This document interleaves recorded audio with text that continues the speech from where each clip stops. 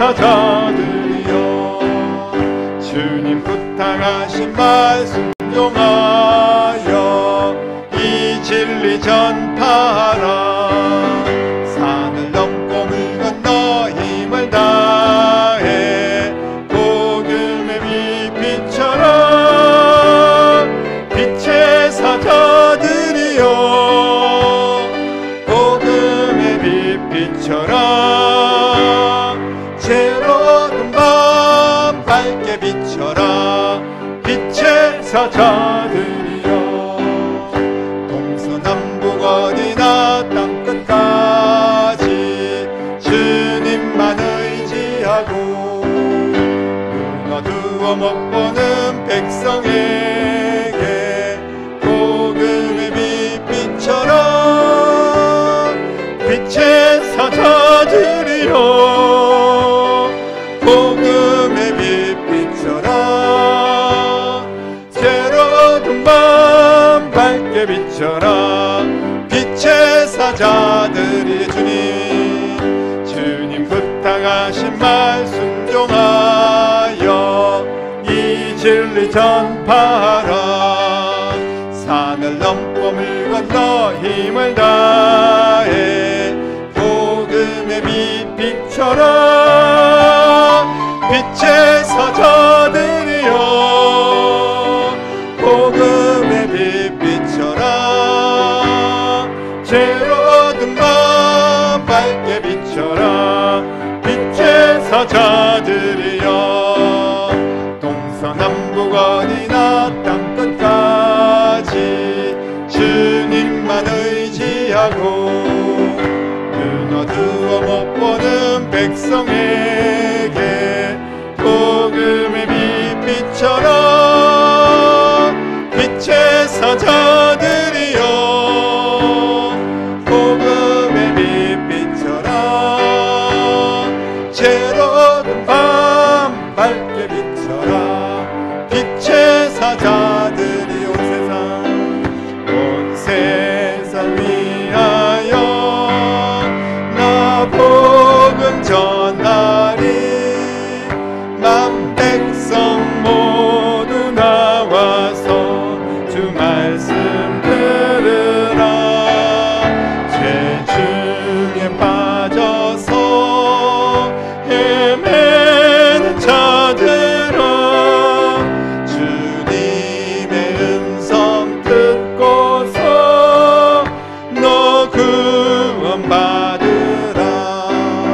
전하고 기도해 매일 증인 되리라. 세상 모든 사람 다 듣고 그 사랑 알고 온 세상 위하여 이 복음 전하리. 저죄인 회개하고서 주 예수 믿으라. 이 세상 구하려 주 돌아가신 것 나 증거하지 않으면 그 사랑 모르리. 전하고 기도해 매일 증인 되리라. 세상 모든 사람 다 듣고 그 사랑 알도록 온 세상 위하여 주는 내 힘하니. 주 예수 이름 힘입어 이 복음 전하자. 먼 곳에 나가서 전하지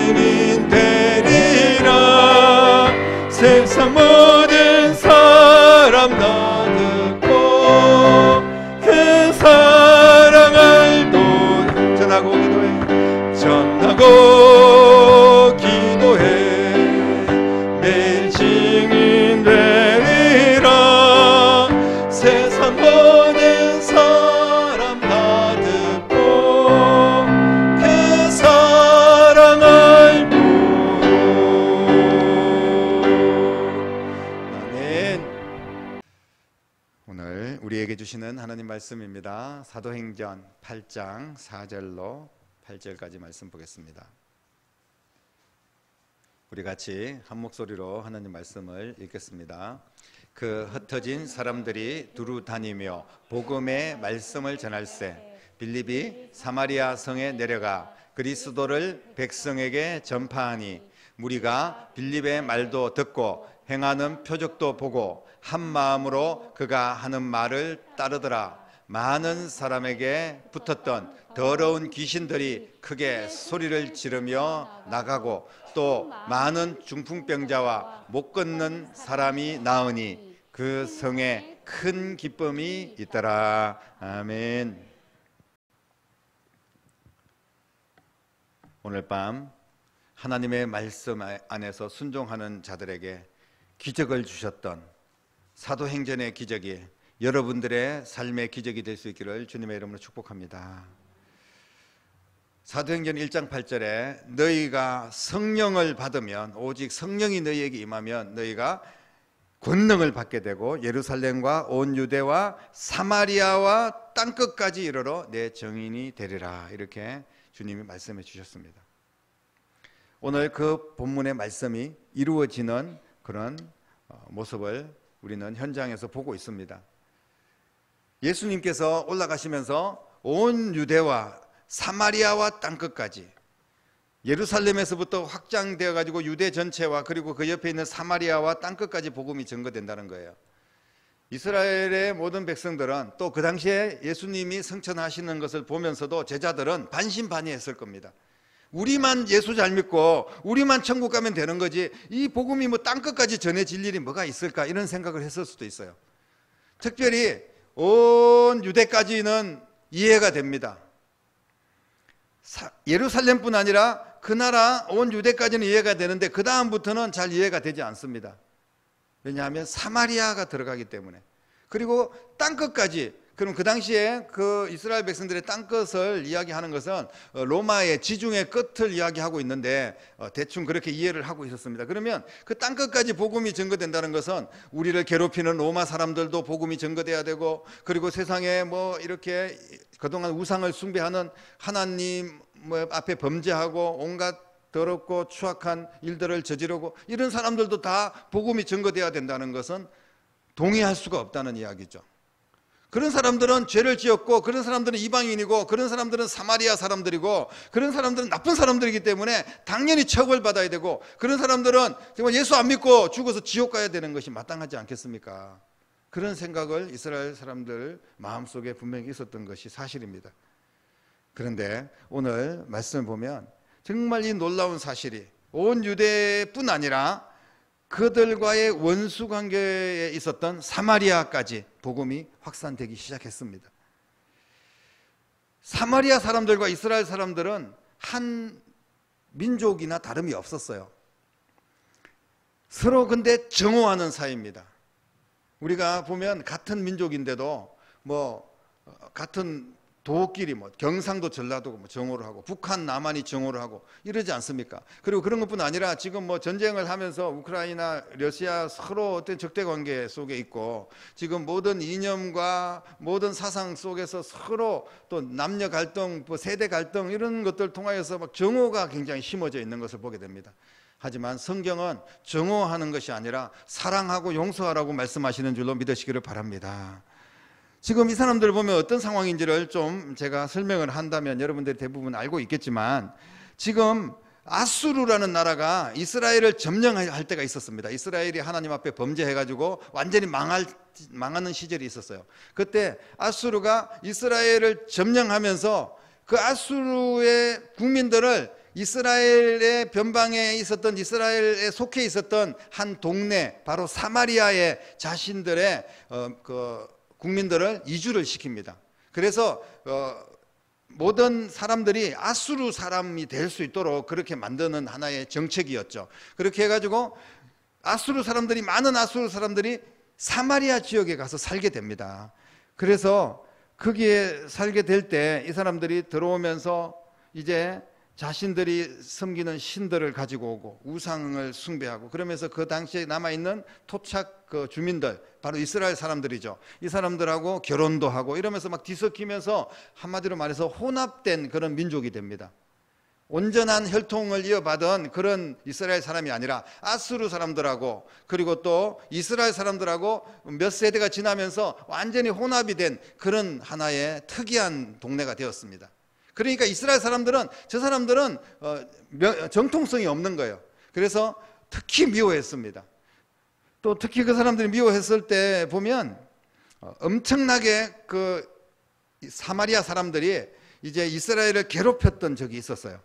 바벨론 포로에서 이스라엘 백성들이 막 돌아왔을 때 우리도 이스라엘 백성이다 이러면서 막 주장을 하는데, 너희들은 이스라엘 백성 아니다, 이렇게 또 이스라엘의 정통성을 가지고 있는 사람들은 사마리아 사람들을 막 밀어냈습니다. 그런데 앙심을 품고 사마리아 사람들이 막 성전 건축을 하는데 오히려 방해를 하고 이런 적이 있었어요.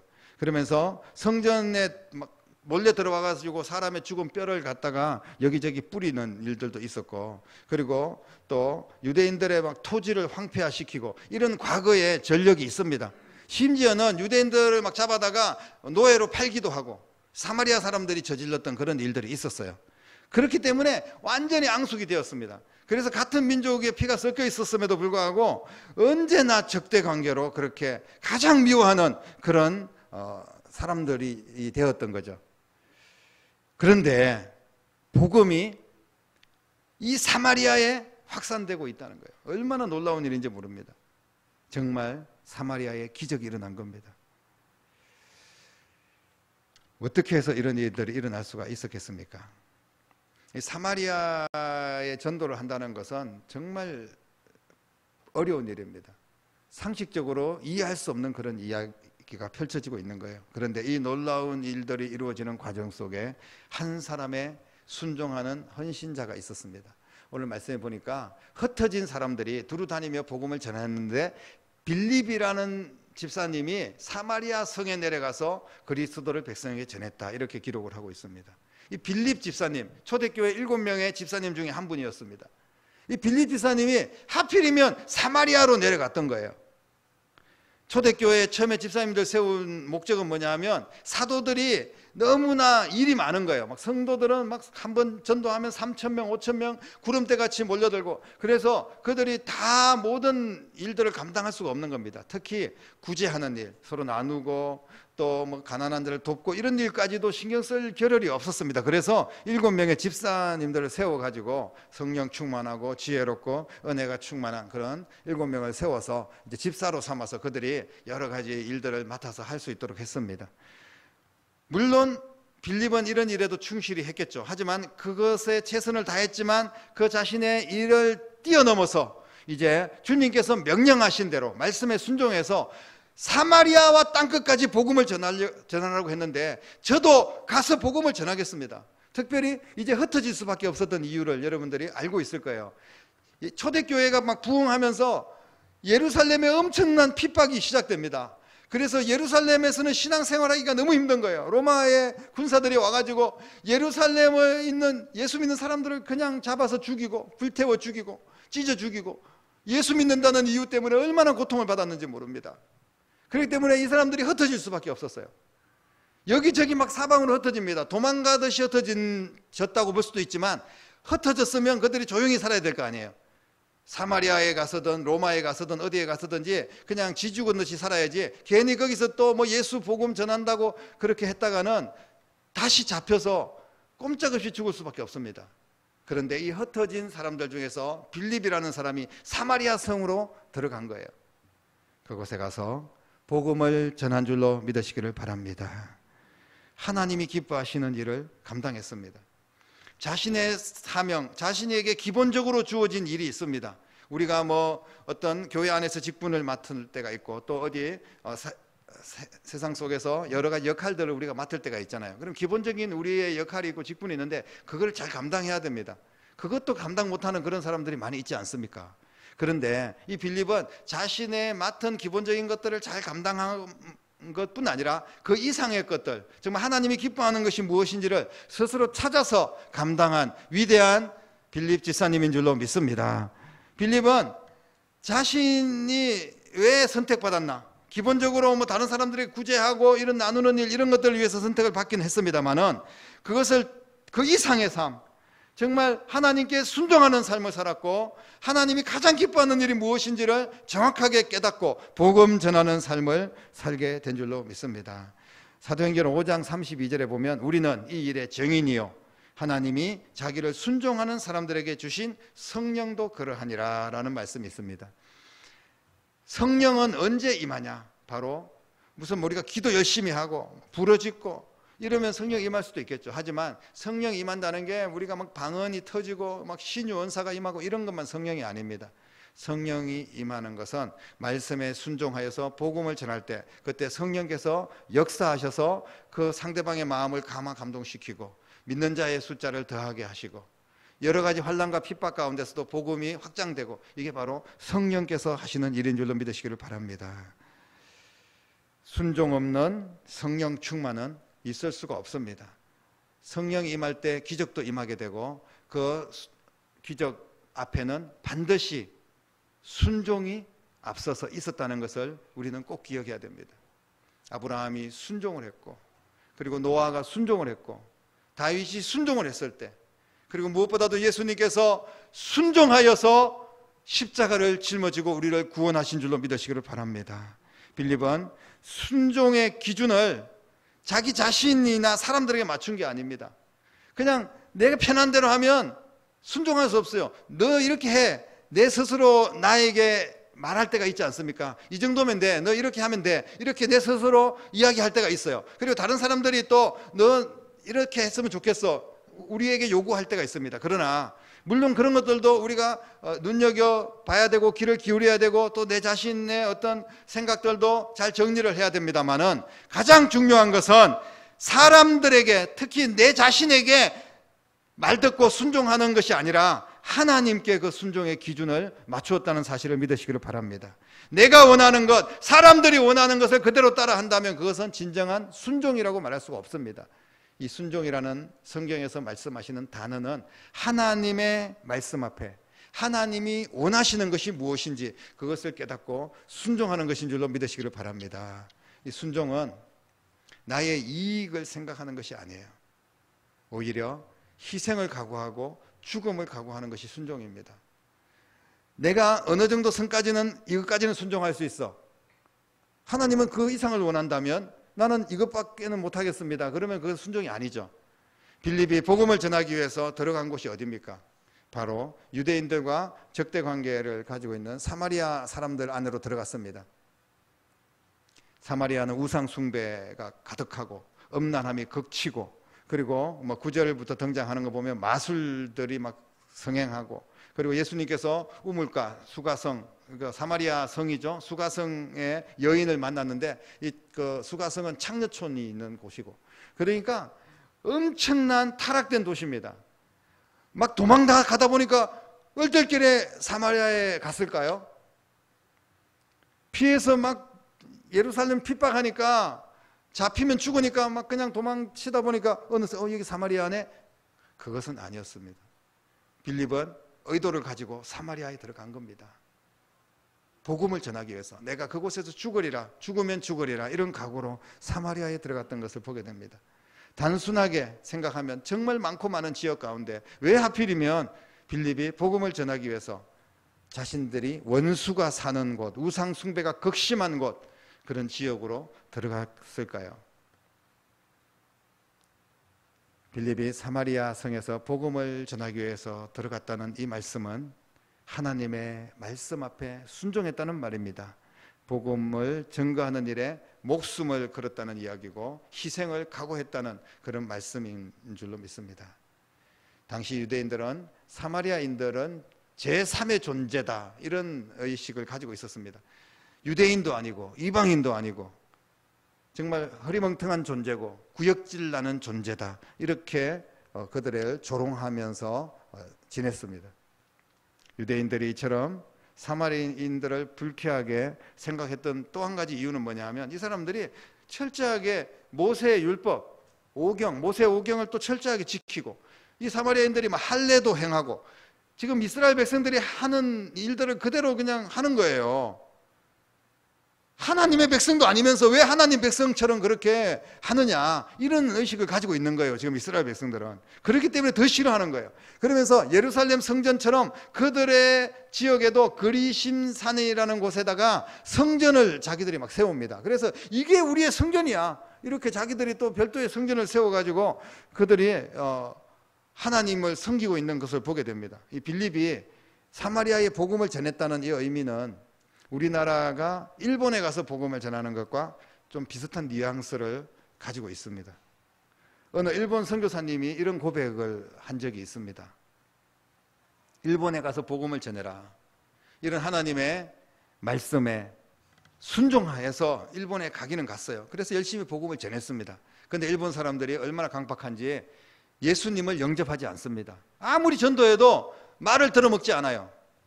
그러면 안타까운 마음을 가지고 하나님 영혼들을 살려주십시오, 일본을 구원해 주십시오, 뭐 이렇게 해야 되지 않겠습니까? 그런데 그 마음 속에 안타까운 마음이 생기기보다는 야, 참 고소하다, 이런 생각이 들었다는 거예요. 참 잘됐다. 저것들은 내가 전했기는 전했으니까 나는 할 일 다 했고 쟤네들은 믿지 않고 지옥 가는 게 마땅해. 일본 놈들은 당연히 지옥 가야 돼. 이렇게 생각을 했다는 거예요. 그런 자신의 위선적인 모습을 발견하고 얼마나 하나님 앞에 울면서 용서해달라고 회개했는지 모릅니다. 몰랐다는 거예요. 그러면서 정말 이제 진정으로 일본의 영혼들을 사랑하면서 복음을 전해서 일본의 교회를 세우고 하나님 나라를 확장했던 그런 선교사의 이야기를 우리는 함께 들은 적이 있습니다. 순종은 내가 좋아하는 일 하는 것이 아닙니다. 순종은 내가 이거 나 교회에서 내가 할 만한 일인데 그걸 하는 거에 순종이 아니에요. 순종은 저 사람 전도할 만한 사람이네, 저 사람은 좀 괜찮은 사람이기 때문에 전도하면 반드시 예수 믿을 것 같아, 저 사람은 뭐 술주정뱅이에다, 저 사람은 아주 뭐 형편없는 사람에다가, 저 사람은 가난뱅이에다가, 저 사람은 뭐 늙었고, 저 사람은 어린이고, 저 사람은 뭐 장애가 있고, 그래서 저런 사람들은 전도할 필요가 없어. 저 사람은 일본 사람이고, 저 사람은 북한 사람이고, 뭐 저 사람은 어느 지역 사람이고, 저 사람은 뭐 배웠고 못 배웠고, 우리가 그런 것들을 따져가면서 내 마음에 맞는 사람, 그냥 내 기분에 좋은 사람, 이런 사람도 골라서 전도하고, 뭐 전도 안 하는 것보다는 낫겠지만 그런 것은 진정한 의미의 순종이 아니라는 것을 오늘 성경은 우리에게 말씀하고 있습니다. 빌립도 더 좋은 곳에 가서 선교하고 싶었을지 모릅니다. 더 편한 곳에 가서. 지금 빌립이 사마리아에 간다는 것은 죽음을 각오하고 가는 거 아니겠습니까? 오늘 저는 태국의 선교사님, 친구 선교사님이 지금 계속해서 이제 뭐 20년 가까이 우리 교회가 같이 선교도 하면서 같이 협력을 하는데, 해필이면 왜 태국 땅에 왔냐? 제가 물어본 적이 있습니다. 태국에 가면 97%가 다 불교 신자예요. 가는 데마다 전부 다 절간이고 집집마다 다 자신의 집들이 다 절간입니다. 그게 태국이에요. 그 옆에 뭐 캄보디아도 마찬가지고, 캄보디아 선교사님, 또 시베리아에 계시는 우리 조성우 선교사님도 한번 보십시오. 시베리아와 동상 걸리고 추워서 얼어 죽는 그 동네 그 불황아들을 위해서 선교하고 계시는 선교사님, 또 인도 선교사님도 한번 보십시오. 얼마나 정말 비참한 그런 곳이 인도입니다. 여러분, 얼마나 처참하게 복음을 전하기 위해서는 정말 목숨 걸어야 되는 곳들입니다. 실제로 선교사님들이 미국에도 가 있고 유럽에도 가 있고 호주에도 가 있고 좋은 좀 편한 데서 공부도 하고, 그리고 좀 여러 가지 여건이 좋은 데서 복음을 전할 수도 있지 않겠습니까? 제가 오늘 뭐 미국 가 있는 선교사님이나 호주 가 있는 선교사님들을 뭐 이렇게 깎아내리는 말씀이 아닙니다. 각자가 하나님의 명령에 순종하여서 하나님이 가라는 곳에 가는 거예요. 그 당시에 사마리아에 간 사람도 있을 거고, 로마에 간 사람도 있을 거고, 뭐 여러 바벨론이나 옆에 주변 나라들에게 복음을 전하기 위해서 흩어진 그런 분들이 있었을 거예요. 그런데 빌립은 하나님으로부터 사마리아로 가라, 이렇게 명령을 받은 겁니다. 우리가 구약에서 알고 있다시피 요나가 니느웨 성으로 가라, 니느웨 성으로 가라 그랬는데, 요나는 나 니느웨 성은 못 갑니다. 나 정말 일본 싫어서 일본에는 못 가요. 다른 데는 다 가더라도 시베리아는 추워서 못 갑니다. 여러분, 이런 것 저런 것들을 다 따지면서 우리가 순종한다는 것은 진정한 순종이 아니라는 말씀이에요. 오늘 그것을 주님께서 우리에게 말씀하여 주시는 줄로 믿으시기를 바랍니다. 순종은 내가 좋아서 하는 일이 아니라는 거예요. 하나님이 기뻐하는 일에 목숨을 거는 것이 순종인 줄로 믿으시기를 바랍니다. 그리고 순종은 오직 십자가에 달리신 예수 그리스도의 복음만을 전하는 것이 순종입니다. 사마리아 사람들은 자신들만의 예배 형식이 있었습니다. 그 가운데 그들에게 두드러진 것은 그 그리심산에서 성전이라고 지어놓고 거기에 타헵이라는 메시아를 기다리고 있었습니다. 이 타헵이 뭐냐 하면 신명기 18장 5절에 보면 모세와 같은 선지자인 메시아. 지금 예수님은 다윗의 자손 예수 그리스도, 우리가 이렇게 이야기하지 않습니까? 그래서 다윗의 혈통의 후손으로부터 이어받은 이 땅에 내려오신 예수님, 그리고 성령으로 잉태하여서 하늘로부터 직접 오신 예수님을 우리는 구세주로 믿고 있는데, 이 사마리아 사람들은 자기들만의 독창적인 그런 하나의 또 성경을 만들고 자신들만의 종교를 만든 거예요. 그래서 모세 오경을 너무나 신뢰를 했습니다. 그 모세와 같은 선지자, 그런 메시아 타헵이라는 메시아를 기다리고 있었다는 겁니다. 그러면 빌립이 가가지고 타헵을 전해야 되겠습니까? 예수님이 바로 타헵이라고 이야기해야 되겠습니까? 그 사람들은 그렇게 원했을 거예요. 우리가 기다리는 타헵을 말씀해 주십시오. 우리가 기다리는 그 타헵 선지자가 누구십니까? 바로 예수님이 그분입니까? 이렇게 물어봤을 거예요. 그러나 빌립은 그분이 메시아가 아니다. 우리를 위하여 십자가에 못 박혀 죽으시고 부활하신 예수 그리스도가 우리의 메시아다, 이렇게 복음을 전했습니다. 순종은 그 사람이 원하는 대로 전하는 게 아니에요. 그 사람들에 맞춰서 전하는 게 아닙니다. 물론 모든 환경과 그 사람의 여건과 그 사람의 형편에 맞춰서 우리가 전도를 해야 되지만 복음의 본질, 복음의 핵심을 뒤바꿔서는 안 된다는 말씀이에요. 대충 믿어도 돼, 우리가 이렇게 전해야 되겠습니까? 우리 이렇게 신앙생활 하는데 적당히 해도 돼, 이렇게 우리가 복음을 전해야 되겠습니까? 목숨을 걸고 예수 그리스도의 복음을 전하는 여러분 될 수 있기를 주님의 이름으로 축복합니다. 그럴 때 그 성에 놀라운 기적이 일어나고 온 성에 믿는 사람들이 생겨나고 그 성에 큰 기쁨이 있더라, 이렇게 성경은 기록하고 있습니다. 지금 중풍병자, 못 걷는 사람들이 막 병이 낫고 귀신이 떠나가고 성령이 임할 때 하나님 역사가 이렇게 나타나는데, 빌립 한 사람의 순종으로 말미암아 그 영혼들이 구원을 받게 되고 고침을 받게 되고 하나님의 기적을 경험하게 되고 그러지 않습니까? 하나님께서는 바로 하나님의 말씀에 그대로 순종하는 한 사람을 찾고 계시는 줄로 믿으시기를 바랍니다. 이 시간 빌립의 순종을 꼭 기억하십시오. 첫 번째, 순종의 기준은 하나님께 맞춰져야 된다. 둘째는 순종은 내 이익이 아니라, 내 생각이 아니라 하나님의 뜻에 맞춰서 희생과 죽음을 각오해야지 그게 진정한 순종이라는 겁니다. 그리고 오직 순종은 예수 그리스도의 복음만을 전하는 것이 순종이라는 것을 말씀을 드렸습니다. 이러한 순종이 있을 때 하나님께서 사마리아의 성에 역사하셨던 것처럼 오늘날 우리도 빌립처럼 순종할 때 예수님이 증인이 될 수 있고, 그리고 하나님의 은혜를 우리가 경험하게 되고 하나님의 기적을 경험하게 되고 복음의 능력과 복음의 기적을 만나는 거룩하고 복된 하나님의 백성들의 삶을 살게 될 줄로 믿습니다. 이런 놀라운 하나님의 은혜와 기적이 여러분들의 것이 될 수 있기를 주님의 이름으로 간절히 축원합니다. 기도하겠습니다. 살아계신 아버지 하나님, 주의 복음을 전하는 일에 우리가 찬밥 더운 밥을 가리지 않게 하시고 내 좋은 대로 내 형편대로 그런 것들을 따지지 않게 하시고 하나님의 말씀이라면 그 말씀 앞에 순종하여서 내게 맡겨주신 것 이상의 주님의 기쁨이 될 수 있도록 하나님, 우리가 희생을 각오하며 주님 앞에 한 걸음 더 나가기를 원합니다. 그때 기적이 일어나고 그때 회복이 되고 그때 온 성에 기쁨이 넘치고 믿는 자의 수가 더해지고 그로 인하여서 내가 복되고 내 가정이 복되고 하나님께 큰 기쁨과 영광을 올려드리는 거룩한 삶을 살게 될 줄로 믿습니다. 주님 다시 오시는 그날을 우리가 소망하며 끝까지 믿음의 선한 싸움을 싸울 수 있도록 역사하여 주시옵소서. 살아계신 예수님 이름으로 간절히 기도드립니다. 아멘.